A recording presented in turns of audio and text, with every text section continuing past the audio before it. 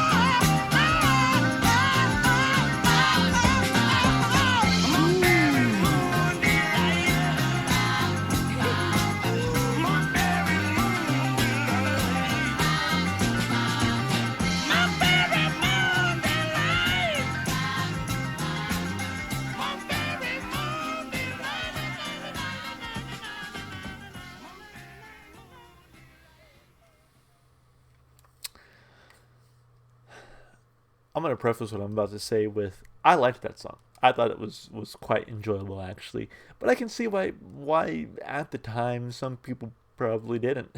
It's kind of weird. It's eclectic. It's out there. Um, and so like I think if I had, and this is not to like toot my own horn because I definitely still am working on getting better, but like I feel like if I had a more closed mind, I probably wouldn't have liked that. But I think on the listening music journey that I'm on right now and trying to be more open minded. And that was kind of the whole point of the channel, right? Is to listen to songs that I had otherwise just never listened to, really force myself to get out of my element. If I wasn't on this current journey, I probably wouldn't have liked that. But I think, kind of approaching it with a more open mind, yeah, I enjoyed it. Again, I can see why others may not. And I will say that, and I know this is super like, some of you are probably gonna turn the video off right here and now when I say this, but like, I like the Beatles. I Their more experimental stuff is probably some of my least favorite. Like, obviously, like Sergeant Pepper's gets a ton of praise. It's probably my least favorite album from them. Again, super controversial to say. The reason I bring that up is I feel like, although this wasn't like experimental in the same way that like an album like Sergeant Pepper's was, um, to me it's kind of weird in that same way where it's just like it almost feels like it's trying too hard to kind of be weird and eclectic and out there. Um, and I don't necessarily dig that about again a lot of that Beatles music, but I like it here, which is kind of weird. I'm like, I'm trying to pinpoint what is it exactly that causes me to like something like this, and not like something like songs from Sergeant Pepper's, etc. So I don't know. I truly don't. I'm thinking that part of it is that there is an easier kind of groove to follow. There's instrumentation that, to me, makes sense to what I'm sort of used to. So I think what I like about it is that yes, it's weird, it's eclectic, it's out there, but it's not as experimental, which I think makes it a little bit more palatable. Again, I know I'm going to get plenty of hate comments for this, but that's okay. I'm used to it. So anyway, let's break this on down like we always do, piece by piece. Of course, starting with the lyrics. So it says here, so I sat in the attic, a piano up my nose, and the wind played a dreadful cantata. Cantata. Sore was I from the crack of an enemy's hose, and the horrible sound of tomato. Ketchup, soup and puree. Don't get left behind, catch up. So I like that double entendre, right? Like, don't get left behind, catch up, but also tomato, ketchup. It's kind of silly. Soup and puree, don't get left behind. When a rattle of rats had awoken the sinews, the nerves, and the veins, my piano is boldly outspoken and attempts to repeat his refrain. So I stood with a knot in my stomach and I gazed at that terrible sight of two youngsters concealed in a barrel sucking Monkberry Moon Delight. I have no idea what any of this is about. I'm actually going to click here for once. Like the lines below, this is purely Paul singing nonsense to amuse his children. Okay. All right, that makes me feel a little bit better because I'm like, I have no idea what the song is about. So it is meant to be kind of silly and nonsensical. That's good to know. Monkberry Moon Delight. Well, I know my banana is older than the rest, and my hair is a tangled beretta. And when I leave my pajamas to Billy Budapest, and I don't get the gist of your letter. Catch up, cats and kittens, don't get left behind. Catch up, cats and kittens, don't get left behind. I can see like just the nonsensical nature of it and throwing out words that are kind of silly or fun for kids. Cats, kittens, catch up. It's all very fun. Monkberry Moon Delight, sucking Monkberry Moon Delight. Try some of this honey. What is it? Monkberry Moon Delight. What is Monkberry Moon Delight? So there's something called monk fruit, but that is not what Paul's singing about. Rather, this is an extended joke about how Paul and Linda's kids, like most kids, sometimes accidentally come up with new words when learning how to speak. When my kids were young, they used to call milk monk for whatever reason that kids do. I think it's magical the way that kids can develop better names for things than the real ones. In fact, as a joke, Linda and I still occasionally referred to an object by that child language name. So monk was always milk, and Monkberry Moon Delight was a fantasy drink, rather like love potion number 9. Hence the line in the song, sipping Monkberry Moon Delight. It was a fantasy milkshake. Okay. I mean, yeah, fun, silly, goofy, whatever you want to call it. Lyrically, obviously doesn't make any sense. It's not supposed to. It's supposed to be fun. and I think it achieves that kind of fun, weird factor. So for that, I'll give it a thumb up lyrically. Why not? As far as the instrumentation and vocals go, it is interesting because I think, uh, again, going back to the whole Beatles conversation, between the Beatles and like Paul McCartney's solo work, I actually prefer what I've heard of Paul McCartney's solo work. Like if you could give me Band on the Run versus any Beatles song any day, and I'd probably choose Band on the Run. If you can only listen to one song, Band on the Run or any Beatles song, I'd probably go with Band on the Run every single time, if I'm being totally honest. Um, I like a lot of his solo work.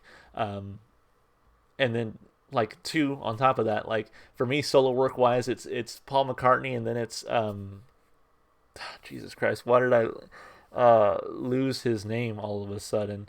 He made the album All Things Shall Pass. George Harrison. I'm blanking on the name at the moment. But yeah, 1 and 2 for me, and then Lennon and Ringo. I don't really listen to much of their solo work, if I'm being honest. But with that, what I'm trying to say is I'm familiar with Paul McCartney's solo work for the most part. Again, except for apparently Paul and Linda McCartney.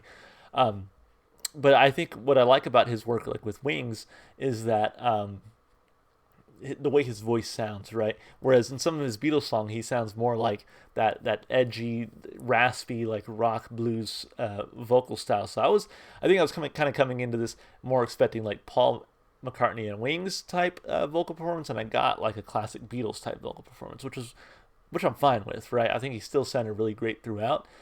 Just kind of caught me by surprise a little bit.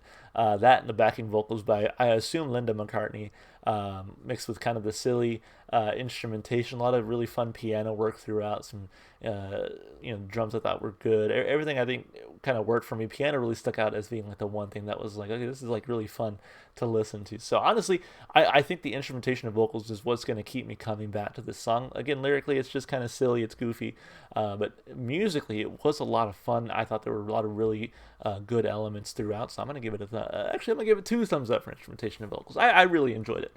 As far as replay value goes, this one might benefit from a second or third listen, but as far as it is now, I can see myself putting it on the playlist. I don't know if I listen to it all the time, but I thought it was still a pretty solid song. It was fun to listen to, so that's always a good thing. So for that, I'll give it a thumb up for replay value. Overall, pretty good song and another great entry in this series. I'm really enjoying it. Again, never heard anything from Paul and Linda McCartney, just Paul McCartney and Wings, which I will say that when I was looking this up on YouTube, one of the recommendations was like one of the versions of this song was, I guess, off of like a Wings like greatest hits album or something, and I was like, well, I don't know where Wings begins and Paul McCartney ends and what have you, so I have no idea. Anyway, yeah, that was nice. If you enjoyed the music as much as I did, go support the artists, go listen to their music wherever you can. I know for sure Paul McCartney's still around. I'm not sure about Linda, actually. I don't really keep up with them that closely, but yeah, I'm sure they would enjoy your support. And then, yeah, if you like what you saw here on the channel, consider supporting the channel as well by liking, subscribing, commenting with your requests, because I still take those. It's still how we get the majority of our videos here on the channel. And then you can even check the description to follow me on Twitch, TikTok, or Instagram. All right, guys, that's going to be it for me. I hope you enjoyed the video. I hope to see you in the next one. Bye for now.